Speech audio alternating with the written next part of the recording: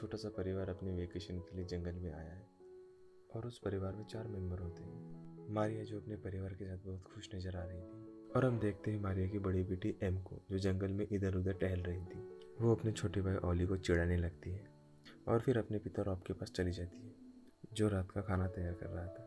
रात को पूरे परिवार का खाना होने के बाद सब बातें करते हैं और टेंट में सो जाते हैं। अगले दिन मारिया और रॉब ओली को लेकर घूमने के लिए निकल रहे थे। वो लोग एम को भी साथ आने के लिए कहते हैं, लेकिन एम को नहीं जाना था। ये सुनकर मारिया और रॉब जाने लगते हैं।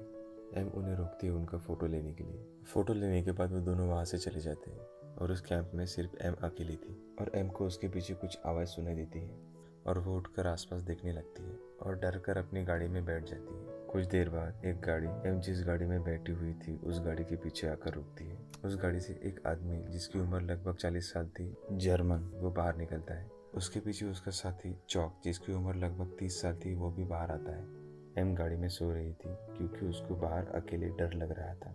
एम को अकेले सोता था कि ये दोनों देख लेते हैं। जर्मन कहता है इसे अपने साथ उठाकर ले जाते हैं। चौक उसे कहता है पिछली बार लड़की उठाने के चक्कर में तुम्हें जेल हुई थी। फिर जर्मन बोलता है उस गलती से मैंने काफी कुछ सीख लिया था। चौक उसकी बात मान लेता है और जर्मन एम के टेंट की तरफ जाने लगता है, ये देखने के लिए कि एम के साथ और कौन कौन है। उधर एम अपनी गाड़ी में जा जाती और चौक को वहाँ अचानक देखकर उसे कहती है कि यहाँ से चले जाओ, लेकिन वो वहाँ से जाता नहीं और गाड़ी का दरवाजा खोलने लगता है और उससे डर कर एम गाड़ी का हॉर्न बजाने लगती है। हॉर्न की आवाज़ जर्मन सुन लेता है और एम के माँ बाप भी। जर्मन एम की गाड़ी की तरफ आने लगता है। रॉब भी ओली को मारिया को पकड़ा कर एम को देखने के लिए जाता है। जर्मन अपनी गाड़ी से गन लेकर एम को गाड़ी से बाहर आने के लिए कहता है और एम उनसे डरकर गाड़ी से बाहर आ जाती है। रॉब भी वहाँ एम को बचाने के लिए आ जाता है, लेकिन वो लोग रॉब को बेहोश कर देते हैं। मारिया भी ओली को टेंट में छोड़कर गाड़ी की तरफ आ जाती है। वो आते ही चौक पर हमला करती है और एम जर्मन से छुट के भागने लगती है। जर्मन हवा में गोली चला के उसे रोकता है। फिर जैसे एम पलटती है, जर्मन मारिया पे गन रख के कहता है कि अगर तुम भागी तो मैं इसे मार दूंगा। एम ये सुनकर वहीं पे रुक जाती है।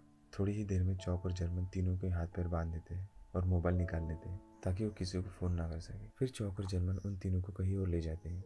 चौक एक जगह बैठ के एम का फोन चेक करने लगता है। फिर इसी फोन से वो पूरे परिवार की तस्वीरें लेता है और वो अपनी खींची हुई तस्वीरें देख रहा था। एम के फोन में चौक को ओली की तस्वीर मिलती है। ये बात वो जर्मन को बताता है। जर्मन मारिया से ओली के बारे में पूछने लगता है, लेकिन वो कुछ नहीं बताती।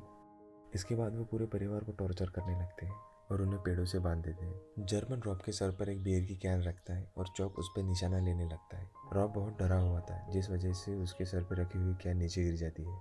जर्मन जाकर फिर से रॉब के सर पर कैन रख देता है। फिर से चौक निशाना लेता है, लेकिन रॉब के कांपने की वजह से कैन फिर से नीचे गिर जाती है। इससे चौक को बहुत गुस्सा आता है और वो रॉब के सर में गोली मार देता है। इसके बाद वो मारिया के सर पे कैन रख के वैसे ही करने लगते हैं। ऐसा करते करते मारिया के सीने में जर्मन गोली मार देता है। फिर आखिर में एम को भी गोली मारकर मार देते हैं। वो दोनों अब ओली को लेने के लिए उनके टेंट में वापस आते हैं, लेकिन ओली अकेले ही जंगल में भटक रहा था। फिर 3 दिन बाद सैम और जॉन नाम का जोड़ा उसी जगह आता है।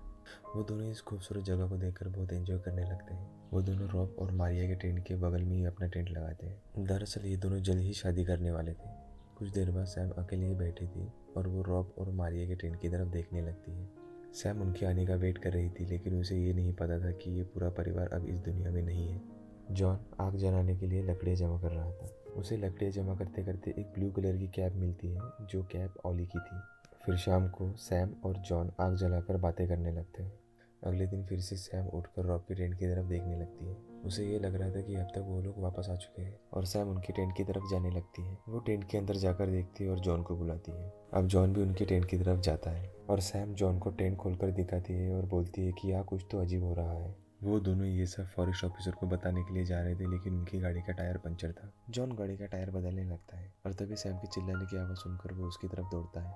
सैम जॉन को एक बेहोशी की हालत में बच्चा दिखाती है और ये बच्चा ओली था, जो अकेले ही जंगल में भटक रहा था और भूख प्यास की वजह से वो बेहोश हो चुका था। जॉन और सैम ओली को उठाकर जाने लगते हैं। दोनों अपनी गाड़ी के पास थे और जाने की तैयारी कर रहे थे, लेकिन तभी दूसरी गाड़ी में चौक आता है। सैम उसे ओली को दिखाती है, जो गाड़ी में था। दोनों चौक से मदद के लिए बोलते हैं ताकि ओली को हॉस्पिटल ले जाया जा सके। तो चौक उन्हें कहता है कि इसके माँ बाप जरूर यही कहीं आसपास ही घूम रहे होंगे, शायद वो लोग किसी मुसीबत में फंस गए होंगे और हमें उन्हें ढूंढना चाहिए। जॉन ये सुनकर ओली के माँ बाप को ढूंढ के मदद करने के लिए तैयार हो जाता है। चौक अपनी गाड़ी से एक गन निकाल लेता है। वो दोनों आगे चले जाते हैं और सैम गाड़ी के पास ही रुकती है, क्योंकि उसे ओली का ख्याल रखना था। सैम गाड़ी में बैठती है और उसके हाथ में एक चाकू था और पिछली सीट पर ओली आराम से सो रहा था। दूसरी तरफ चौक जॉन को वही लेकर आता है जहाँ उन्होंने रॉब, मारिया और एम को मारा था और चौक को वहाँ मारिया की बॉडी न देखकर शौक लगता है।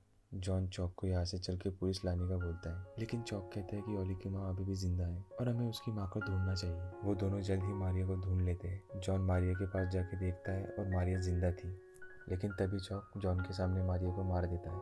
ये देखकर जॉन डर जाता है। जॉन कांपते कांपते चॉक से पूछता है, क्या तुम मुझे भी गोली मारने वाले हो? तो चॉक कहता है कि मैं तुम्हारा बहुत बुरा हाल करूँगा।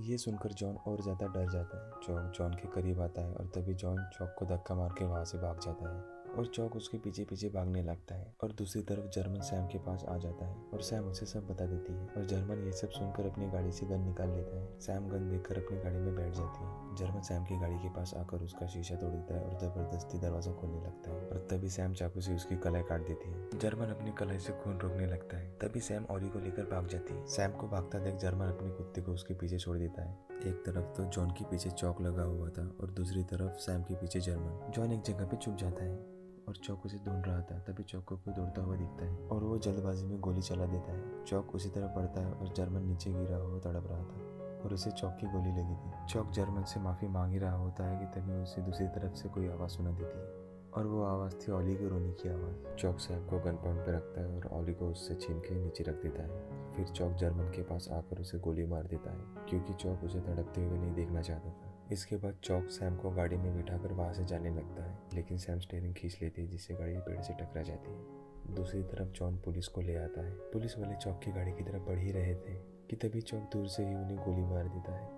जॉन ये देखकर डर जाता है और गाड़ी स्टार्ट करने लगता है, लेकिन चॉक उसके हाथ पर भी गोली मार देता है। इसके बाद चॉक सैम और जॉन को पुलिस की गाड़ी में ही बंदी बना लेता है। सैम गाड़ी चला रही थी और चॉक उसके पीछे गन लेके बैठा था। चॉक अभी यहाँ से भागना चाहता था, लेकिन सैम गाड़ी का एक्सीडेंट कर देती है और गाड़ी एक गुलाटी मार के सीधी हो जाती है। पहले तो चॉक गाड़ी से बाहर निकलता है जो बहुत जख्मी हो चुका था। फिर गाड़ी से सैम बाहर आती है और बड़े से पत्थर से चॉक का सर कुचल देती है। फिर हम देखते हैं सैम की आंखें एक हॉस्पिटल में खुलती है। फिर वो जॉन को देखती है जो उसी हॉस्पिटल में था। वो जख्मी हालत में था और बेहोश था। सैम को ओली की चिंता होने लगती है, लेकिन ओली की जान जर्मन के कुत्ते ने बचा ली थी। आखिर में ओली भी सुरक्षित था। अगर आपको मेरी एक्सप्लेनेशन अच्छी लगी तो लाइक शेयर सब्सक्राइब जरूर करें।